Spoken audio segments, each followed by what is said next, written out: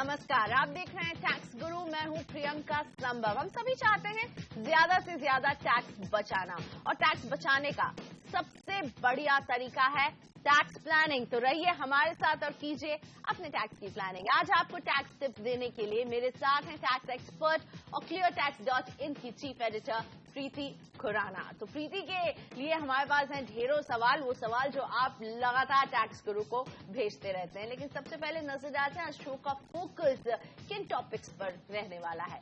Tax payers को क्यों भेज रहा है इनकम टैक्स विभाग अप्रिसिएशन सर्टिफिकेट। अगर सेविंग्स अकाउंट के ब्याज से हो आपकी 10,000 रुपए से ज्यादा की आय तो कैसे देना होगा टैक्स, और किसी एनआरआई के लिए पैन कार्ड बनवाने की क्या है प्रक्रिया। लेकिन सबसे पहले बात टैक्स पेयर्स के पास आए इनकम टैक्स विभाग के एक सर्टिफिकेट की। इसका नाम है ऊपर एप्रिसिएशन सर्टिफिकेट। वैसे इनकम टैक्स विभाग से जब भी कोई चिट्ठी आती है तो थोड़ा सा दिल घबराता है, लेकिन ये अप्रिसिएशन सर्टिफिकेट बहुत ही अलग सी चीज है। और बताइए ये किस बात का अप्रिसिएशन सर्टिफिकेट बांट रही है इनकम टैक्स विभाग, क्या इसमें हमें कुछ जानने की जरूरी है? देखिए, इनकम टैक्स डिपार्टमेंट रिकग्नाइज करना चाहती है जो कि टैक्स पेयर्स हैं, जो मतलब डेडिकेटेडली अपना टैक्स पे करते हैं, टाइम पर रिटर्न फाइल करते हैं।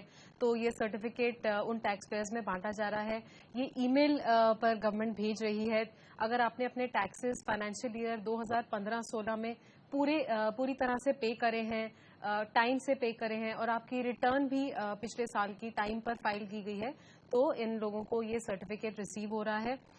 ये जो सर्टिफिकेट है ये है या तो प्लैटिनम, गोल्ड, सिल्वर या ब्रॉन्ज। जो टैक्स पेयर्स हैं जिन्होंने 1 करोड़ रुपए से ज्यादा का टैक्स भरा है उनको प्लैटिनम मिल रहा है। 50 लाख से 1 करोड़ वालों को जो है उनको गोल्ड मिल रहा है, और जो सिल्वर है वो है 10 लाख से 50 लाख, और जो 1 लाख से 10 लाख तक के रेंज में है उनके लिए ब्रॉन्ज सर्टिफिकेट जो है इशू कर रहा है। तो सरकार रिकग्नाइज कर रही है कि देश को बनाने में आपकी जो कॉन्ट्रीब्यूशन है उसकी रिकग्निशन में ये सर्टिफिकेट जो है वो दे रहे हैं। और इसी बात का अप्रिसिएशन सर्टिफिकेट कई लोगों के मेल बॉक्सेस में पहुंच रहा है। और अब शुरू करते हैं आपके सवालों का सिलसिला। पहला सवाल हैदराबाद से सुवेंदु गिरी जी का है। मेरे साथ फोन लाइन पर है मिस्टर गिरी। नमस्ते सर, बताइए क्या समस्या है टैक्स को लेकर के। या नमस्ते मैडम। मेरे पास एक होम लोन है एंड मेरा LIC क्या हुआ है। मैं ATCC और मेरा 1 लाख से ऊपर हो जा रहा है, 1.5 लाख से ऊपर हो जा रहा है। मैं मेरा बेटी के लिए 5,000 रुपीज एवरी मंथ एक सुकन्या समृद्धि योजना कर रहा हूँ। तो वो क्या ATCC का अंदर रहेगा ना, वो एक्स्ट्रा कुछ टैक्स में आएगा, तो टैक्स रिबेट में आ सकता है? देखिए, Sukanya Samriddhi account is an eligible investment ATC के लिए। तो जो भी आप जमा कर रहे हैं 5,000 रुपये पर मंथ, वो 60,000 रुपये सालाना होता है। बट जैसे कि आपने कहा कि आप ATC की लिमिट ऑलरेडी आपकी पूरी हो रही है, तो 1.5 लाख की लिमिट होती है उसके अंदर। आप या तो जो है सुकन्या समृद्धि उसमें क्लेम कर सकते हैं, PPF वगैरह क्लेम करके 1.5 लाख की लिमिट तक पहुंच सकते हैं, और थोड़ी अपनी इन्वेस्टमेंट्स को मतलब दोबारा से बांट सकते हैं इस तरह से कि ऑलरेडी जो एक्सपेंसेस हो रहे हैं उससे ATC पूरा हो जाए, और बाकी का जो पैसा है वो किसी और तरह से आप निवेश कर सकते हैं। तो ATC में एलिजिबल है आपका ये सुकन्या समृद्धि। बढ़ते हैं अगले सवाल की तरफ। बदायूं से मनोज साहा ने हमें ये सवाल भेजा है। इन्हें इस वित्त वर्ष में अब तक सेविंग्स अकाउंट के ब्याज से 80,000 रुपए की आय हो चुकी है। मनोज जानना चाहते हैं कि इस रकम पर उन्हें कितना टैक्स देना होगा, और ये इनकम टैक्स रिटर्न में उन्हें कहां पर शो करना है। देखिए, जो सेविंग्स अकाउंट इंटरेस्ट है उस पे टैक्स आपका बनेगा या नहीं बनेगा ये तभी मालूम पड़ेगा जब आप अपनी टोटल इनकम जो है उसको कैलकुलेट करेंगे। तो टोटल इनकम कैलकुलेट करिए फ्रॉम ऑल सोर्सेज। सैलरी है, पेंशन है, रेंटल इनकम है या इंटरेस्ट इनकम है, ये सारी इनकम्स को जो है आप ऐड कर लीजिए, और जो डिडक्शंस अलाउ होती हैं जैसे कि सेक्शन 80C की या 80D की, वो डिडक्शंस क्लेम कर लीजिए। जो नेट इनकम जो आएगी उस पर आपको टैक्स भरना होता है। तो पूरा 80,000 रुपए का इंटरेस्ट जो है वो टोटल इनकम में ऐड होगा, और जो 10,000 रुपए की डिडक्शन मिलती है on savings account interest under section 80 TTA, वो भी क्लेम कर लीजिए। और जो रिमेनिंग आपका बैलेंस है, जो नेट टैक्सेबल इनकम आ रही है, उस पर टैक्स कैलकुलेट होता है। पहले आपको मिनिमम एग्जेम्पशन अलाउ कर दी जाएगी, जैसे कि अगर आप 60 साल से ज्यादा की उम्र के हैं तो वो 3 लाख होती है, नहीं तो 2.5 लाख होती है, और बैलेंस अमाउंट पे जो है टैक्स स्लैब्स के हिसाब से आपका टैक्स कैलकुलेट होगा। अगला सवाल मुंबई से संजय अरोड़ा का, और इन्होंने एलआईसी की जीवन अक्षय 6 पेंशन प्लान में 15 लाख रुपए का एक मुश्त भुगतान किया है। संजय जानना चाहते हैं कि क्या उन्हें सेक्शन 80C की छूट मिलेगी और क्या एन्युटी इनकम पर टैक्स छूट मिलेगी या नहीं। देखिए, जो जीवन अक्षय प्लान है वो एक एन्युटी प्लान है, तो जो भी आप कॉन्ट्रीब्यूशंस करते हैं एक एन्युटी की तरफ, वो सेक्शन 80C में एलिजिबल होती हैं। तो जो भी आप अमाउंट डिपॉजिट कर रहे हैं उसमें आप सेक्शन 80C की डिडक्शन लीजिए, बट वहां पर मैक्सिमम लिमिट जो है वो 1.5 लाख रुपए तक सीमित है, तो उतने तक की आपको डिडक्शन मिलेगी 80C में। जो भी आपको रिसीट्स होंगे जब एन्युटी शुरू हो जाएगी, तो जो भी आपकी रिसीट्स होंगी वो फुली टैक्सेबल रहती हैं, उनको इनकम फ्रॉम अदर सोर्सेज में दिखाया जाता है और आपके स्लैब्स के हिसाब से टैक्स किया जाता है। और पंजाब के संगरूर से दीपक गुप्ता ने हमें अपनी समस्या भेजी है। इन्हें पिछले वित्त वर्ष की 3 महीने की सैलरी इस वित्त वर्ष में मिलने वाली है। दीपक जानना चाहते हैं कि इस बकाया सैलरी पर टैक्स काटने की जिम्मेदारी किसकी है और इसे टीडीएस रिटर्न में कैसे दिखाया जाएगा। जाहिर तौर पर दीपक के पास पैसे आने वाले हैं ज्यादा और टैक्स की चिंता सता रही है। देखिए, इसमें यह है कि जो टीडीएस होता है वो सैलरी पर या तो ड्यू बेसिस पे या पेड बेसिस पे डिडक्ट होना चाहिए, विच एवर इज अर्लियर। तो आपके केस में जो है इस सैलरी पर जो कि फाइनेंशियल ईयर 2015-16 की है, इस पे टीडीएस कटना चाहिए था उसी साल में, वो नहीं हुआ है। आपके सवाल से लग रहा है कि ऐसा नहीं हुआ है, टीडीएस जो है बाद में कटा है। अब आप ये पूछ रहे हैं कि डिडक्टर कैसे इसको एडजस्ट करेगा, तो आपका जो डिडक्टर है, जो एम्प्लॉयर है, उसको अपनी टीडीएस रिटर्न जो है वो रिवाइज करनी होगी। तो ये जो टीडीएस है, चाहे ये बाद में कटा है, बाद में डिपॉजिट हुआ है, बट क्योंकि ये फाइनेंशियल ईयर 15-16 को बिलोंग करता है, तो आपके डिडक्टर को अपनी रिटर्न रिवाइज करनी होगी, उसमें ये अमाउंट इंक्लूड करना होगा। और जैसे कि दिख रहा है कि डिलेज हैं, तो इसमें इंटरेस्ट, पीनल इंटरेस्ट वगैरह लगता है, वो भी जमा करना होगा। और जैसे ही वो अपनी टीडीएस रिटर्न रिवाइज करेंगे तो आप अपनी रिटर्न में इस टीडीएस का क्रेडिट ले पाएंगे।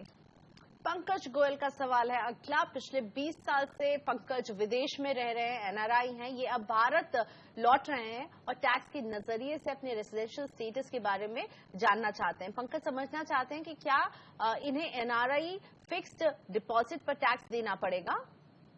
देखिए, ये बहुत बारी मैंने सवाल आंसर करा है टैक्स गुरु पे, तो मैं ये बता देती हूँ आपको कि जब भी आप विदेश से इंडिया आते हैं, जो आपके एनआरई अकाउंट है, एज पर आरबीआई रूल्स आपको उन्हें रीडेजिग्नेट करना होता है, उनको रेजिडेंट अकाउंट में कन्वर्ट कराना वो आपकी जिम्मेवारी होती है एज पर आरबीआई लॉज। अब रही बात कि टैक्सेशन का कैसे करेंगे, तो जैसे कि इन्होंने कहा कि अब ये जब इतने साल बिता करके जब वापस इंडिया आएंगे तो इनका रेजिडेंशियल स्टेटस निकाला जाएगा। मोस्टली अगर ये थोड़ा ध्यान रखेंगे दिनों के हिसाब से, तो पहले साल में ये नॉन रेजिडेंट होंगे, हो सकता है दूसरे साल में भी ये नॉन रेजिडेंट कैटेगरी में आए, resident but not ordinary resident की कैटेगरी में आए, तो इनको सभी टैक्स बेनिफिट्स मिलेंगे जब तक कि ये रेजिडेंट एंड ऑर्डिनरी रेजिडेंट नहीं होते। जब तक ये 2 साल तक जो है फायदा उठा सकते हैं। वो फायदा ये है कि जो आपकी बाहर की इनकम है वो इंडिया में टैक्स नहीं होगी, पर जैसे कि ये एनआरई अकाउंट को कन्वर्ट करा लेंगे रेजिडेंट अकाउंट में, तो जो भी इंडिया से इनकम होगी, जो भी इस अकाउंट से इनकम होगी, वो इंडिया में टैक्सेबल रहेगी। अगर आपकी टोटल इनकम इंडिया में 2.5 लाख रुपए से ज्यादा बनती है तो आपको इस अकाउंट पर टैक्स भरना पड़ेगा। एक छोटा सा ब्रेक यहाँ पर, ब्रेक के बाद बताएंगे किसी एनआरआई के लिए पैन कार्ड बनवाने की क्या है प्रक्रिया। आगे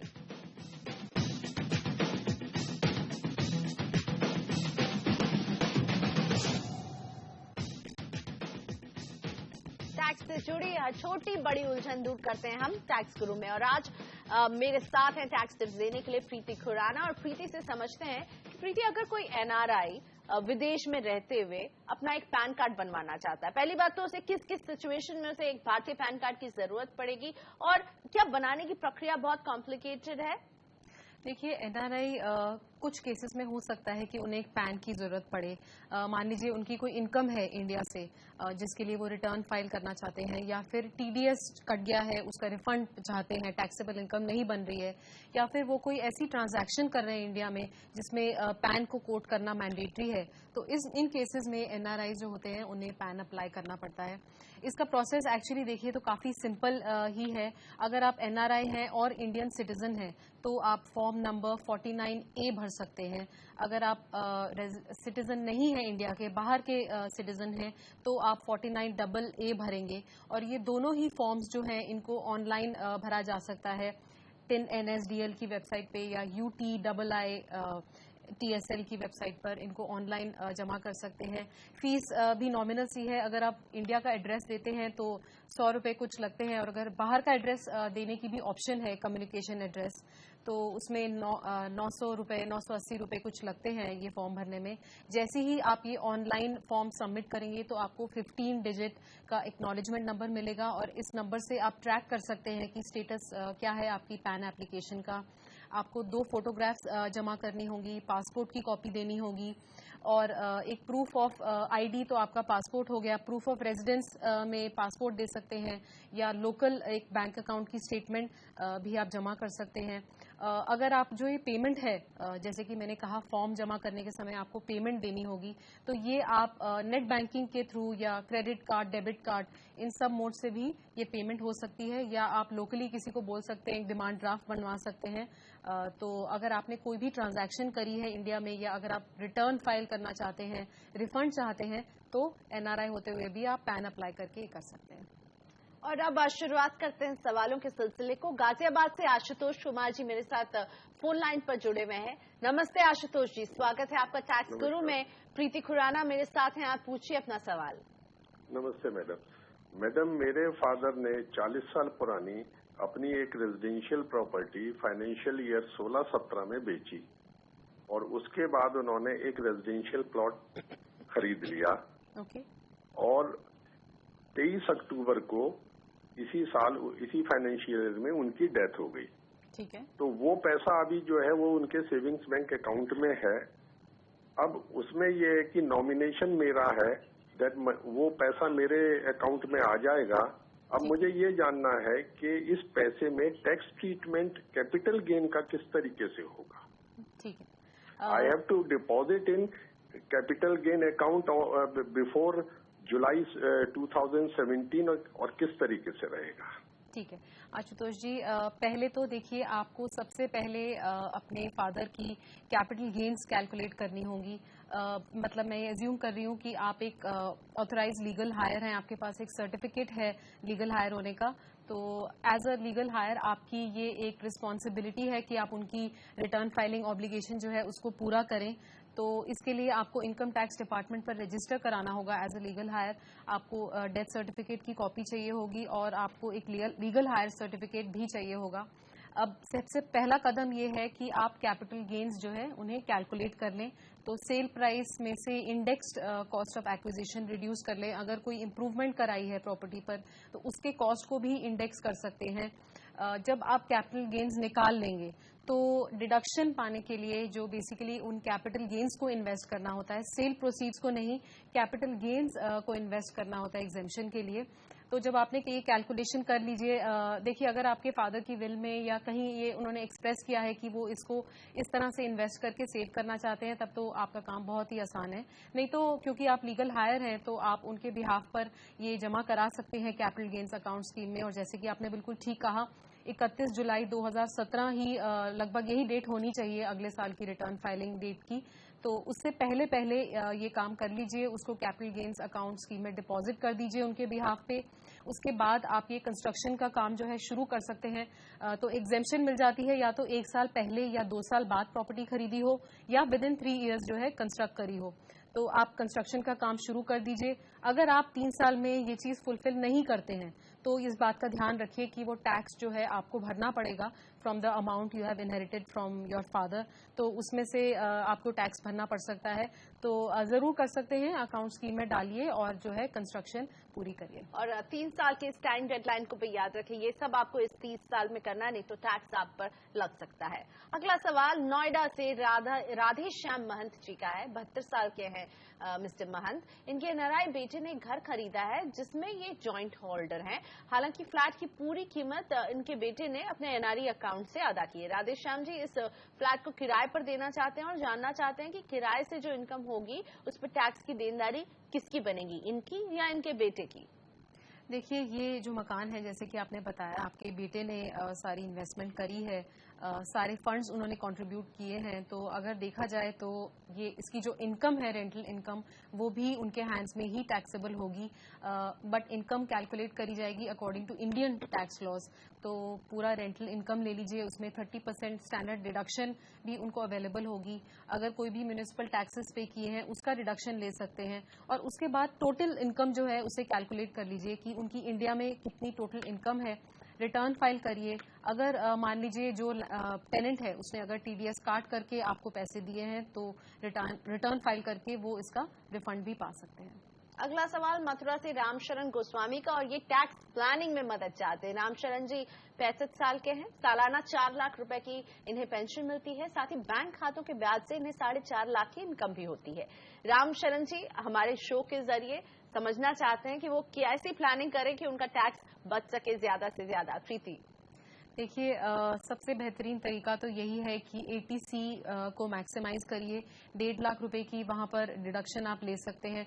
अगर आप कोई मेडिकल इंश्योरेंस लेते हैं तो उसमें 30,000 रुपए तक का आप डिडक्शन क्लेम कर सकते हैं अंडर सेक्शन 80D। फिर भी जो है आपको एक एग्जेम्पशन मिलेगी उस पर, क्योंकि आप 60 साल से ज्यादा की उम्र के हैं, तो आपको 3 लाख रुपए की मिनिमम इनकम एग्जेम्पशन मिलेगी। उसके बाद जो है कैलकुलेशन के हिसाब से लगभग 10% के रेट पर आपको टैक्स भरना होगा। डेफिनेटली देखिए थोड़ा ज्यादा है क्योंकि आपकी बैंक इंटरेस्ट इनकम इतनी हाई है। तो अगर आप रिस्क नहीं उठाना चाहते हैं, कुछ थोड़ा कंजर्वेटिव इन्वेस्टमेंट करना चाहते हैं, तो मैं रेकमेंड करूंगी कि डेट म्यूचुअल फंड्स पर थोड़ा गौर डालिए। लिक्विड म्यूचुअल फंड्स आते हैं, फिक्स्ड इनकम प्लान्स आते हैं, जिनमें थोड़ा सा जो आपका टैक्स आउटगो है वो कम हो सकता है। जितना आप बैंक एफडी पर पूरा 10% जैसे जमा कर रहे हैं तो थोड़ा कम उसमें टैक्स की लागत होगी। लेते एक छोटा सा ब्रेक, अभी हाजिर हो रहे हैं। ब्रेक के बाद आपके लिए काम की बात, अगर समय के पहले ही बंद करना पड़ जाए आपको अपना पीपीएफ अकाउंट, तो क्या है इससे जुड़े नियम।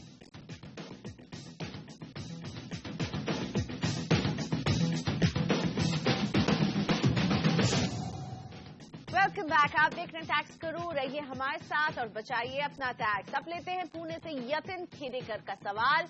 यतिन अपने पीपीएफ अकाउंट को समय के पहले ही बंद करना चाहते हैं। वो पिछले 7 साल से इसमें पैसे डाल रहे हैं।